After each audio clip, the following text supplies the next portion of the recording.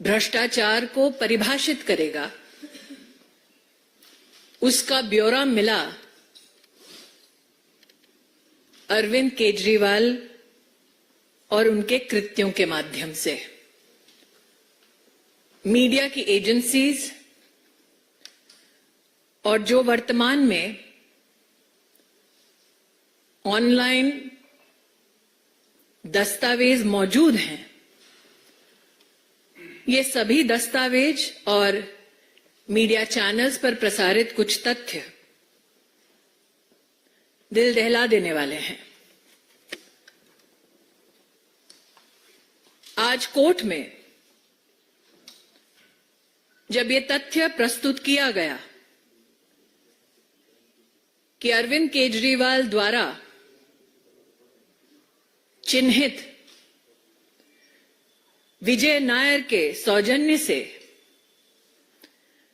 कुछ विशिष्ट शराब कंपनियों ने बैठकर शराब की पॉलिसी बनाई, तो अरविंद केजरीवाल जी के किसी भी वकील ने इस तथ्य का खंडन नहीं किया। आज कोर्ट में कुछ बैंक ट्रांजैक्शंस का विशेष उल्लेख हुआ। एक बैंक ट्रांजैक्शन ऐसा जिसके अंतर्गत समीर महेंद्रू 1 करोड़ की राशि मेसर्स राधा इंडस्ट्रीज में ट्रांसफर करते हैं। दूसरा, कोर्ट में जो मीडिया की एजेंसीज के माध्यम से दस्तावेजों में ध्यान में आता है, विजय नायर को समीर महेंद्रू 2 से 4 करोड़ रुपया देते हैं। इसका भी अरविंद केजरीवाल ने खंडन नहीं किया, ना ही अपने आप को इससे दरकिनार किया। आज कोर्ट में सीबीआई और इंडियन पीनल कोड के अंतर्गत, पीएमएलए के अंतर्गत जितने केसेस दाखिल हुए थे और जो विविध कोर्ट्स के सम्मुख पेश हुए, उसके खिलाफ भी अरविंद केजरीवाल के लॉयर्स ने कोई स्पेसिफिक मंतव्य नहीं दिया। ऐसा अगर आप ऑनलाइन लीगल प्रोसीजर्स को रिपोर्ट करने वाली एंटिटीज का भी खाका पड़े तो ध्यान में आता है। केस के कुछ तथ्य हैं जो जानकारी में आता है कि आज कोर्ट के सम्मुख प्रस्तुत हुए। एक कि 4/9/2020 दिल्ली सरकार एक एक्सपर्ट कमेटी बनाती है। उस कमेटी का बनना, ये ऑर्डर देने वाले, इशू करने वाले व्यक्ति का नाम है मनीष सिसोदिया। एक्सपर्ट कमेटी को चेयर करते हैं तब के एक्साइज कमिश्नर, और इस कमेटी ने 13/10/2020 अपनी रिपोर्ट सबमिट की, ऐसा जानकारी में आता है। एक्सपर्ट कमेटी की रिपोर्ट 31 दिसंबर 2020 में सार्वजनिक की जाती है और 14,671 फीडबैक्स आते हैं। ये सब अरविंद केजरीवाल जी की काउंसिल ऑफ मिनिस्टर्स में कैबिनेट मीटिंग में 5/2/2021 में प्रस्तुत होते हैं ताकि इसे एग्जामिन किया जाए। जो ग्रुप ऑफ मिनिस्टर्स बनता है उसमें 3 मुख्य लोग हैं, मनीष सिसोदिया, सत्येंद्र जैन, कैलाश गहलोत। मैं आपका ध्यान आकृष्ट करना चाहूंगी कि जो कोर्ट के सम्मुख दस्तावेज प्रस्तुत हुए हैं उसमें यह साफ इंगित है कि इन दस्तावेजों में बिना किसी कारण क्लैरिफिकेशन और मॉडिफिकेशन किया जाता है। बदला हुआ ये दस्तावेज दोबारा जनता के सम्मुख कभी प्रस्तुत नहीं होता। कुछ तथ्य ऐसे जिनसे अरविंद केजरीवाल जी ने आज कोर्ट में अपने लॉयर्स के माध्यम से एक बार भी अपने आप को दरकिनार नहीं किया। एक, मनीष सिसोदिया के अपने सेक्रेटरी ने 7 दिसंबर 2022 में ये कबूल किया कि मनीष सिसोदिया ने सी अरविंद नामक उस सेक्रेटरी को केजरीवाल के घर बुलाया, 30 पेज का डॉक्यूमेंट दिया। जब इस व्यक्ति को अरविंद केजरीवाल के घर बुलाया गया तब कमरे में मनीष सिसोदिया, सत्येंद्र जैन और अरविंद केजरीवाल उपस्थित थे।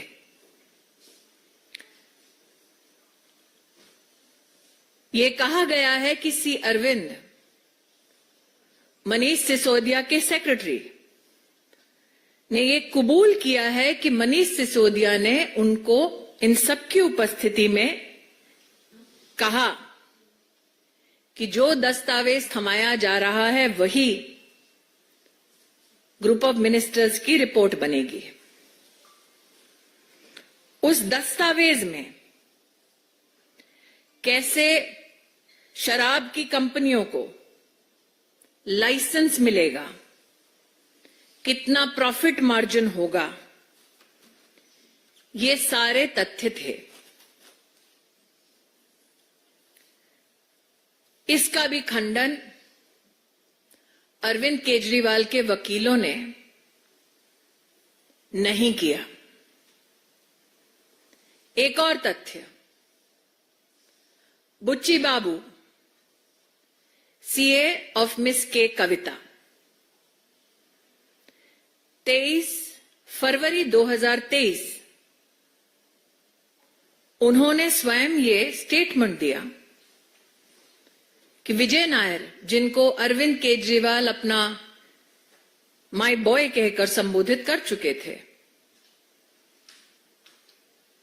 उन्होंने शराब के इस घोटाले के संदर्भ में ये ऑफर दिया कि कुछ पॉलिसी में ऐसा बदलाव हो सकता है जिससे कि कविता को मुनाफा हो। मात्र ये स्टेटमेंट नहीं है, कोर्ट में बुच्ची बाबू जो सीए हैं के कविता के, उनके व्हाट्सएप मैसेजेस भी उपलब्ध हैं, ऐसा कोर्ट के सम्मुख कहा गया। तब भी अरविंद केजरीवाल जी के वकीलों ने इस स्टेटमेंट का और स्टेटमेंट से संबद्ध व्हाट्सएप मैसेजेस का खंडन नहीं किया। सार्वजनिक रूप से दस्तावेज जो उपलब्ध हैं उसमें कोर्ट में जांच एजेंसी ने कहा कि अरविंद केजरीवाल ने घूस मांगी साउथ ग्रुप से। उसके संदर्भ में श्री एमएस रेड्डी का बयान पिछले साल का 6/7/2023 और 7 17/7/2023 स्पष्ट रूप से लिखा था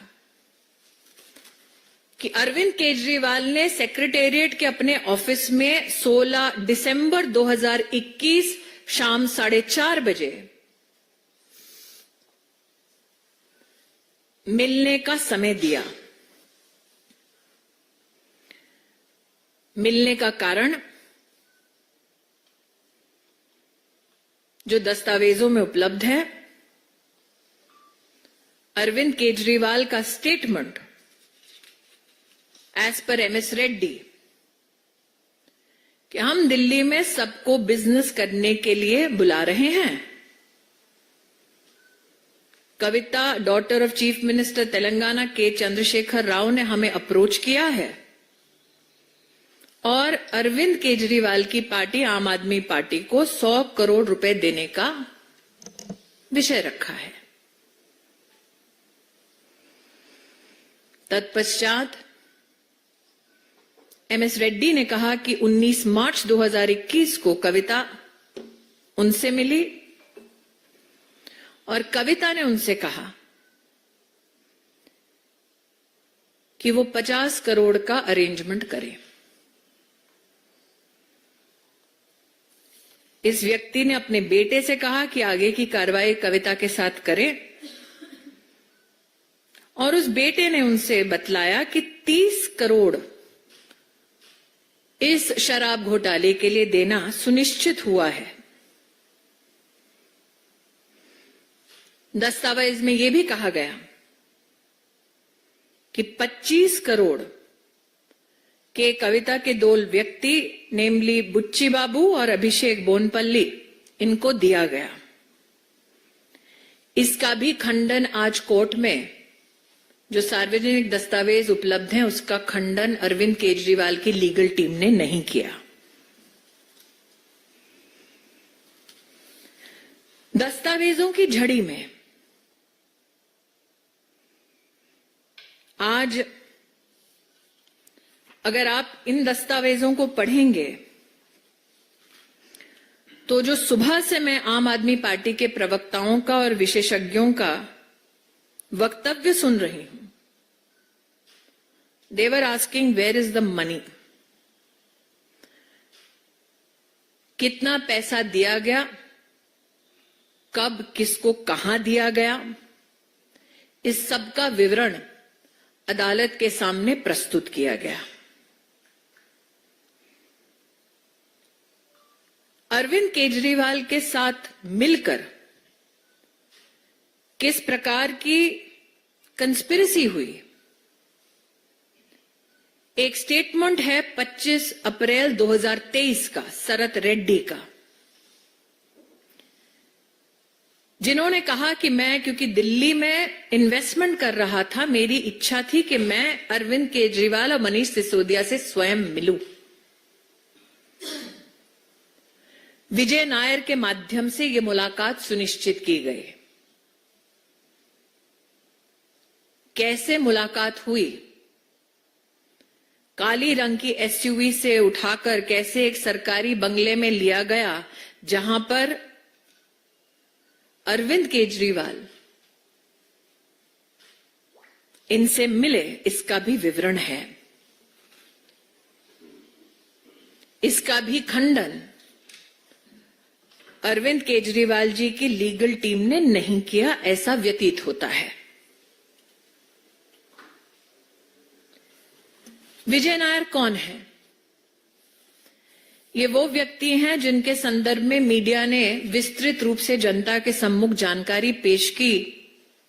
इनफैक्ट हाईकोर्ट ने भी इनको बेल देने से इनकार किया और कहा कि इनके खिलाफ आरोप गंभीर हैं। लेकिन अरविंद केजरीवाल ने इस पैसे का इस्तेमाल कैसे किया? 45 करोड़ रुपया, जिसे गोवा के इलेक्शन कैंपेन में इस्तेमाल किया गया। विवरण में जिस एविडेंस की बात होती है उसके चलते एक कंपनी के मालिक जिन्हें आम आदमी पार्टी के गोवा के चुनाव के लिए चिन्हित किया जाता है, उनके बयान हैं, इंक्लूडिंग एक एम्प्लॉय जिसका नाम है शायद इस्लाम काजी।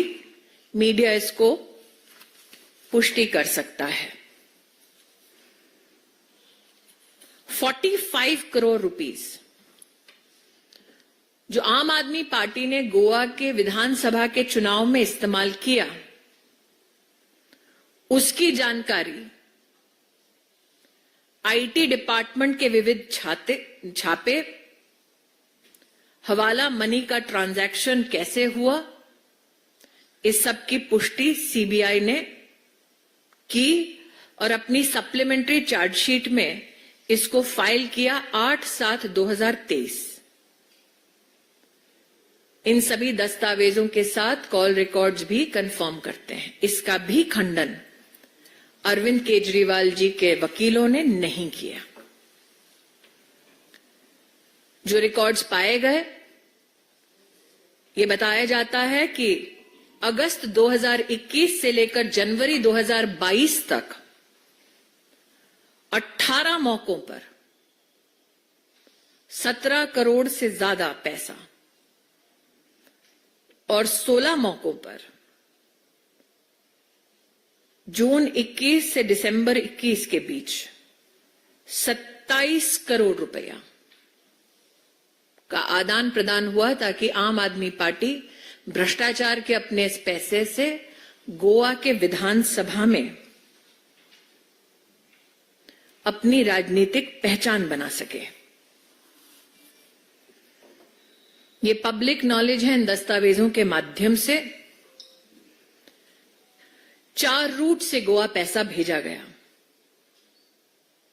एक बार 12 करोड़, एक बार 7.1 करोड़, एक बार 16 करोड़, एक बार 7.2 करोड़, एक बार 2 करोड़।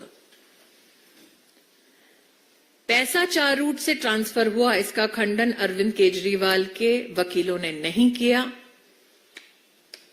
गोवा में 18 बार 17 करोड़, 16 बार 27 करोड़ का ये ट्रांजैक्शन हुआ, इसका खंडन अरविंद केजरीवाल जी के टीम ने नहीं किया। एडवर्टाइजिंग एजेंसी से लेकर, सर्वे करने वालों से लेकर, असेंबली सीट के मैनेजर्स से लेकर ये पैसा कैसे बांटा गया, इस सब का विवरण आज कोर्ट के सामने प्रस्तुत हुआ।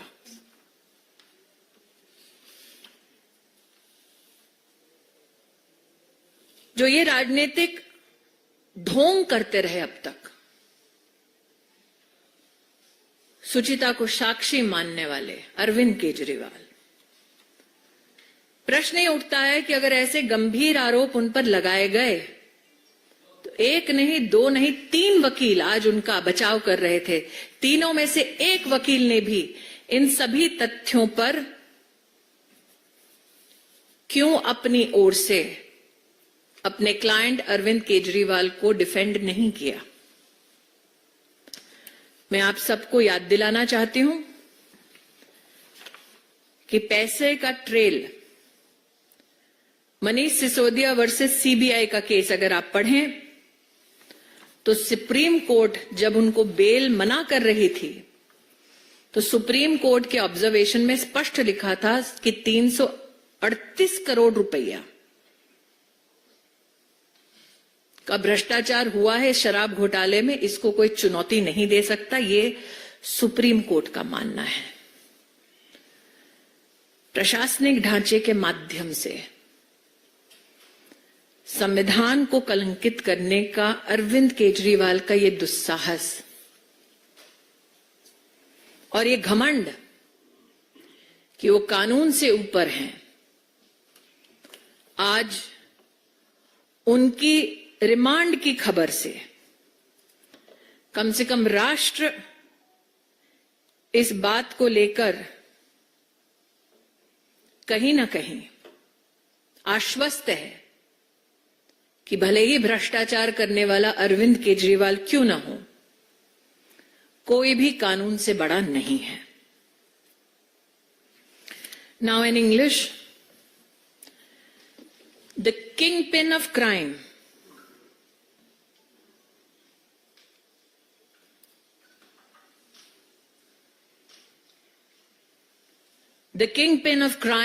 Arvind Kejriwal, is now sought to be finally brought to justice. Looking at reportage by all media agencies and details available online, including reportage by those digital entities that report court proceedings. This, as a Karyakarta of the Bharatiya Janata Party, are my observations. That before the court today, the investigation agency has unequivocally said that liquor companies were instrumental in framing and implementation of the excise policy, namely the Delhi excise policy for the year 21-22, famously called the liquor policy in Delhi. What is shocking yet is not only that this is an abject pronouncement of the evidence found, but it is also finding an illustration of financial transaction of various kinds. Today, as is now public knowledge, produced before the court was evidence which highlights how Shri Sameer Mahindru transferred 1 crore rupees to Messrs. Radha Industries, managed by Shri Dinesh Arora, ultimately to benefit in terms of onward transmission to Shri Vijay Nair. And that Vijay Nair, who Arvind Kejriwal once famously said is his boy, received 2 to 4 crore rupees from Sameer Mahindru. This fact was not refuted by Arvind Kejriwal's lawyers today in court. All the supplementary and main prosecution complaints which have been filed and on which the Honorable Court has also issued processes, none of those cases and their mention has been challenged by Arvind Kejriwal in court today. To just give a short background to the scam, on 4/9/2020, Manish Sisodia issues an order for the constitution of an expert committee which has to suggest measures with regards to the excise policy. That this expert committee places its report in the public domain on the 31st of December 2020 and receives over 14,671 feedbacks from the general public is also mentioned. There is a mention of the constitution of a group of ministers, but also uniquely there are mentions about how clarifications and modifications were made to the report without any justification. And on these modified documents, no public comments were sought. Across all television channels today, we have seen many representatives of the Aam Aadmi Party and those who have opined on this scam talk about the role of Arvind Kejriwal. His role in the policy formulation. There is a statement by the secretary of Manish Sisodia of course, freely hired by Manish Sisodia, C. Arvind, which is dated 7th of December 2022, where Mr. Arvind says that in March 21, Manish Sisodia called him to the residence of Chief Minister Arvind Kejriwal, gave him 30 pages worth of a document, which was a draft report, that at this said venue, at this said time, Satyendra Jain, Manish Sisodia and Arvind Kejriwal were present. Manish Sisodia then goes on to tell C. Arvind that this is the base document on which the final report is to be made. This document includes how licenses are to be given out to private players for distribution of alcohol and how profit margin was to be fixed at 12%. These points were never discussed in the GOM, and these points, as C. Arvind has stated in his statement dated 7th December 22, were handed over to him at Arvind Kejriwal's residence. Today, as publicly available document tells us, Arvind Kejriwal's lawyers have not refuted this statement of C. Arvind. Another statement by Bachi Babu, the CA of K. Kavita, dated 23 February 2023, where he states that Vijay Nair, Arvind Kejriwal's boy, offered him provisions so that K. Kavita can be favored. Bachi Babu's statement is also corroborated by WhatsApp messages.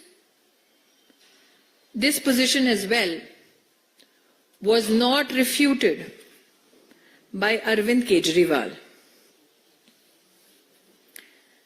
Another statement,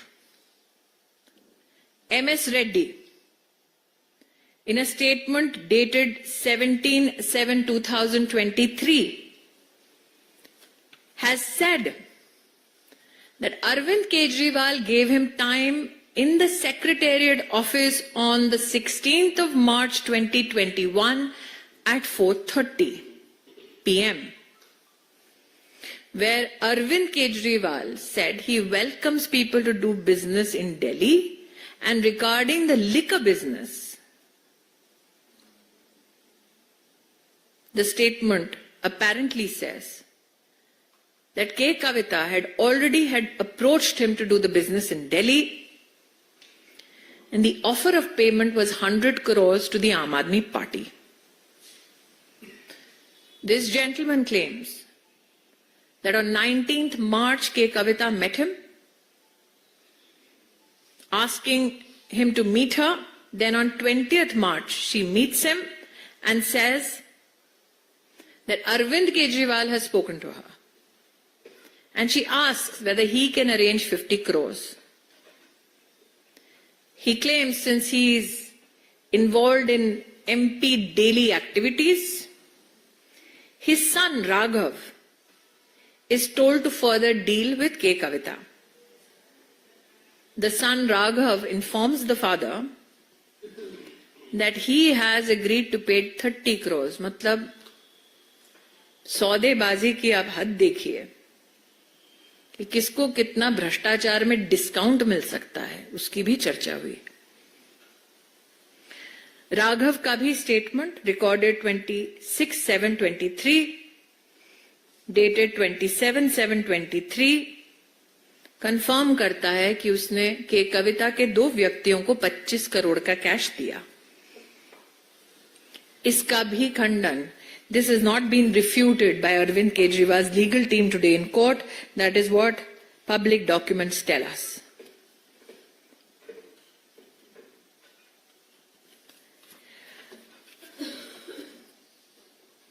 Today in court, another statement that is revealing. Sarath Reddy, statement dated 25th April 23, said that Manish Sisodia. He was assured it will be done with the help of Vijay Nair. A meeting was arranged at a house where Arvind Kejriwal met him. In this meeting, Arvind Kejriwal assured him that Vijay Nair is his trusted guy, and if there is any small or big issue, Vijay will figure it out. Now, the issue of Vijay Nair and his participation in the liquor scam, if you look at the High Court observation when it refused to grant bail to Vijay Nair, the High Court held that the allegations against Vijay Nair are extremely serious in nature. The question is, all these described meetings were not refuted by Arvind Kejriwal's legal team today. One at the Secretariat, one at Arvind Kejriwal's residence, one in a bungalow with Vijay Nair by Arvind Kejriwal's team. Now, the role and utilization and the proceeds of crime. 45 crore rupees received as bribes from the so-called South Group to be used in the election campaign of the Aam Aadmi Party in Goa in 2021-22. Statements, IT raids, call records confirm that from 4 routes, money was transferred. Once 12 crores, then 7.1 crores, then 16 crores, then 7.5 crores again, then 2 crores. Records also apparently state that on 18 occasions between August 21 and January 22, 17 crore 38 lakhs rupees was collected, and between June 21 and December 21, on 16 occasions, a total of 27 crore rupees was collected. How was it distributed? It was distributed through ad agencies for campaign to area managers, to assembly managers and survey managers. Arvind Kejriwal came with a promise of change. Arvind Kejriwal came with a promise of transparency. What he sought to do was use the instrument of state to defraud the public exchequer.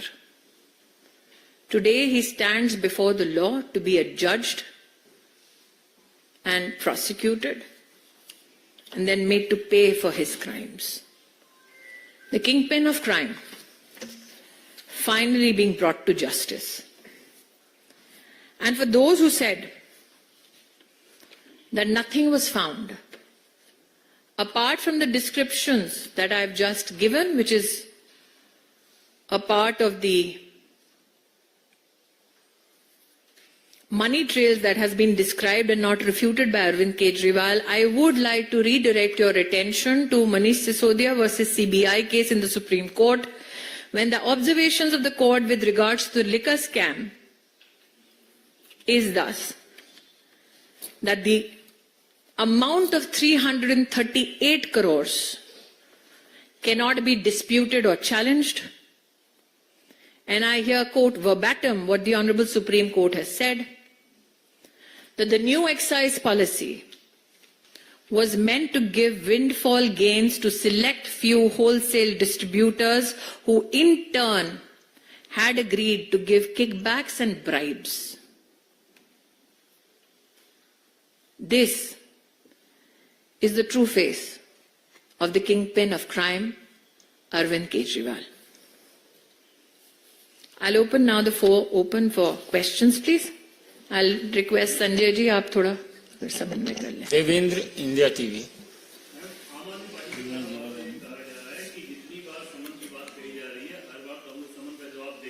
समन का जवाब देने के लिए समन नहीं दिया जाता, समन के संदर्भ में पेश होने का कानूनी प्रावधान है. विनीत. मैम, आम आदमी पार्टी की ओर से लगातार ये कहा जा रहा है कि जो भी कार्रवाई अरविंद केजरीवाल के खिलाफ की जा रही है, कहीं न कहीं दुर्भावनापूर्ण भावना के कारण की जा रही है, बदले की कार्रवाई की जा रही है। सुप्रीम कोर्ट ने कहा है कि दिल्ली की अरविंद केजरीवाल की सरकार ने 330 करोड़ से ज्यादा का घोटाला किया शराब के नाम पर और घूस दी। क्या आम आदमी पार्टी के कार्यकर्ताओं का, प्रवक्ताओं का ये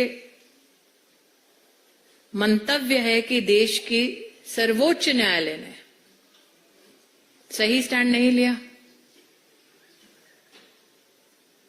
रविकांत राय। इसमें दो सवाल हैं। पहला तो अरविंद केजरीवाल ने अभी कहा है कि वो मुख्यमंत्री पद से इस्तीफा नहीं देंगे। दूसरा सवाल कि पंजाब के मुख्यमंत्री भगवंत मान आए थे अरविंद केजरीवाल के समर्थन में और उन्होंने कहा कि अभी जो हालात हैं वो इमरजेंसी जैसे हैं। ऐसा है, जिन दस्तावेजों को अभी अभी मैंने पढ़ा जो सार्वजनिक रूप से उपलब्ध है, मैंने कहा वहीं से मुझे प्राप्त हुए हैं, उसको अगर आप मीडिया के पर्सनल के नाते बारीकी से पढ़ें तो सिर्फ गोवा के इलेक्शन कैंपेन में ये कालाधन नहीं गया। इन दस्तावेजों में पंजाब के आम आदमी पार्टी के चुनाव का भी उल्लेख है। तो सीएम पंजाब किस भय से मिलने आए थे भाभी जी से? आमोद राय। इस पूरे प्रकरण में जो सबसे महत्वपूर्ण बात है कि पहली बार ऐसा हुआ है कि सिटिंग सीएम जेल जा रहे हैं या कड़ी में जा रहे हैं, तो आपको लगता है कि ये नई संवैधानिक चैलेंज है, इसको उम्मीद करना चाहिए, उनको इस्तीफा देना चाहिए? मुझे लगता है कि उनकी निजी संवैधानिक पोजीशन क्या रहेगी उस पर वही बेहतर टिप्पणी कर पाएंगे, लेकिन ये कहीं ना कहीं उन लोगों को भी आक्रोशित करता है जिन्होंने अरविंद केजरीवाल पर विश्वास किया, जिनमें से एक का नाम अन्ना हजारे हैं। यतीन्द्र। अभी आरटीसी ने एक पीसी किया, उसने कहा कि जो पी शरद रहती थी, जब उनसे पूछताछ की गई तो उन्होंने कहा कि कोई उन्होंने पैसा नहीं दिया, लेकिन ऐसा है, मैंने कर लिया गया और फिर इलेक्टोरल बॉन्ड उन्होंने कर लिए तो उसे कहलवा जमानत हुई। मैं पुनः कह रही हूं कि मैंने जितनी तथ्य को अभी पढ़ा है, बैंक के ट्रांजैक्शंस हैं, में चाहे कुछ भी कहे, कोर्ट में क्यों नहीं कहा? पायल। At one point in time, the Aam Aadmi Party and the Congress were at loggerheads, but the first person to actually call up Kejriwal's family and reach his residence today was Rahul Gandhi and K.C. Venugopal. Are you really surprised? No. Now, this speak in folk tongues is known, especially the Gandhi family. On the 2nd of July 2023, Rahul Gandhi made a mention in his Telangana rally to the liquor scam in Delhi, which is known to all agencies. So which Rahul Gandhi is correct? The one who's calling Kejriwal's family or the one who spoke in Telangana on the 2nd of July 2023? And which Congress party is correct? The one that gave a letter to the Commissioner of Police on 3/6/2022 or the ones that are trying to defend him today?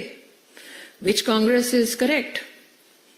The one who in the roop of Ajay Makhanji actually accused Arvind Kejriwal of taking black money in the Goa Assembly elections to defeat the Congress party. Arun. Ma'am Hindi में बोल दीजिए, राहुल गांधी का जो आरोप था, राहुल गांधी कितनी विविध प्रकार की एक ही विषय पर पासा पलटते हुए टिप्पणी कर सकते हैं, उसका एक प्रमाण देना चाहूंगी।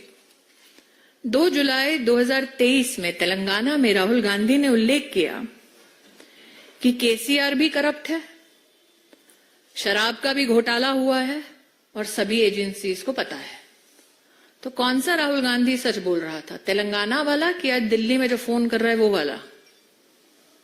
कांग्रेस पार्टी का कौन सा चेहरा सही चेहरा है? वो जिसने 3/6/2022 में दिल्ली में पुलिस को लिखित में शराब घोटाले के बारे में अपनी कंप्लेंट दी। क्या वो कांग्रेस सही है? आज वाली कांग्रेस सही है? कौन सी कांग्रेस का नेतृत्व आज दिल्ली में सही है? वो अजय माकन जी जिन्होंने सार्वजनिक प्रेस करके कहा कि अरविंद केजरीवाल की पार्टी ने गोवा के चुनाव में कांग्रेस पार्टी को हराने के लिए भ्रष्टाचार का पैसा इस्तेमाल किया। कांग्रेस के वो प्रवक्ता जो कहते हैं कि शराब का घोटाला हुआ, तो सच कौन बोल रहा था? राहुल तेलंगाना में, राहुल दिल्ली में? प्रवक्ता तब या प्रवक्ता अब? Arun. delegation of opposition parties met the election commission and sought the appearance of election commission in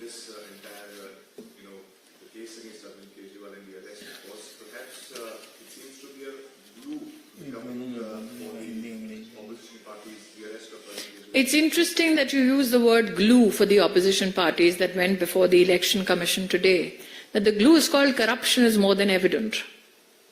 But what is also interesting, and I'm not a student of law, is that an officer of the court who had just presented himself before the court goes to the Election Commission to bring the court under pressure. So corruption is the glue that brings them together. What is fascinating is all the details that I've given you are partners of the India Alliance who are transacting between the South and Delhi government. So no wonder everybody ran. Because when the dominoes falls, who knows where it lands? But again, it is for legal luminaries to opine on why an officer of the court, after presenting himself on behalf of a client before the court, then goes to the Election Commission to suppress the majesty of the court. देखिए, चुनाव आयोग में जाकर एक ऐसा व्यक्ति बोल रहा है जो चुनाव आयोग में प्रस्तुत होने से ठीक पहले कोर्ट में प्रस्तुत था। कोर्ट में वकील के रूप में अपने आप को प्रस्तुत करने के बाद जो मैंने मीडिया में देखा है जजमेंट रिजर्व था, उस अवधि में वो व्यक्ति जाता है और इलेक्शन कमीशन पर जाकर दबाव बनाने का प्रयास करता है ताकि कोर्ट उसके दबाव में शायद कुछ बोल दे या शायद कुछ कर दे। तो जो देश की कानून व्यवस्था से संबंधित विशिष्ट लोग हैं, ऐसे वकील साहब के बारे में उनकी क्या टिप्पणी है वो तो मैं खुद रुचि रखूंगी सुनने के लिए। लेकिन ये गठबंधन चोरों का है, ये हम पहले भी कहते थे प्रवक्ताओं के नाते, आज उन्होंने प्रूफ कर दिया। किसके लिए गए? उसके लिए जो शराब के घोटाले का सरगना है, जिसके खिलाफ बैंक का transaction, call record detail, policy instrument और कई लोगों का एविडेंस बयान है। तो जुडिशरी को सप्रेस करने का ये उनका प्रयास निंदनीय है। यतीन्द्र हो गया। विशाल पांडे, रिपब्लिक। देखिए, मैं रिटोरिक में विश्वास नहीं करती। मुझे ऐसा लगता है कि आज जो तथ्य हमने बोले हैं वो तथ्य कोर्ट के सम्मुख भी प्रस्तुत हुए थे। हिमांशु, आज तक। मेरा एक सवाल है, पहले सत्येंद्र जैन करप्शन के केस में रेलवे का मंत्री रहते हुए, मनीष सिसोदिया जेल गए सेम केस में मंत्री रहते हुए, अब अरविंद केजरीवाल जी, कई और मंत्रियों के विभागों को लेकर जांच चल रही है। आपको नहीं लगता कि इतने भ्रष्टाचार के बाद राष्ट्रपति को अब कड़ा कदम उठाते हुए मैं पहले तो मॉडल कोड ऑफ कॉन्डक्ट लागू है। मैं एक संवैधानिक पद पर सेवा दे चुकी हूं, दे भी रही हूं वर्तमान में। दूसरा, मैं प्रवक्ता के नाते आज इस मीडिया कॉन्फ्रेंस में महामहिम राष्ट्रपति जी के संदर्भ में कोई टिप्पणी नहीं कर सकती। ठाकुर रविंद्र सिंह, जी न्यूज। मैडम, ये पहले का उदाहरण है बीजेपी का हो या दूसरी पार्टियों का, हाल फिलहाल में हेमंत सोरेन का भी देखने को आ रहा है कि उन्होंने ईडी किया, गिरफ्तार हुए, उसके पहले उन्होंने गद्दी छोड़ी। इससे पहले कई उदाहरण है, चाहे लालू यादव है या फिर बीजेपी के लिए। लेकिन अरविंद केजरीवाल या उनकी पार्टी कर रही है हम नहीं छोड़ेंगे, सीएम है। आपको क्या लगता है कि इस्तीफा नहीं दे रहे हैं, गद्दी पर बैठे रहना चाहते हैं, इसके पीछे आपको क्या मंशा है? जितने तथ्य अब तक सम्मुख आए हैं उन्होंने संवैधानिक पद का ही इस्तेमाल किया है भ्रष्टाचार करने के लिए और अपना बचाव करने के लिए। तो क्या आप हैरान हैं कि वो ये पद नहीं छोड़ना चाहते जिसके माध्यम से उन्होंने भ्रष्टाचार किया? न सिर्फ शराब में घोटाला किया, शीश महल भी बनवाया। श्वेता, सहारा टीवी।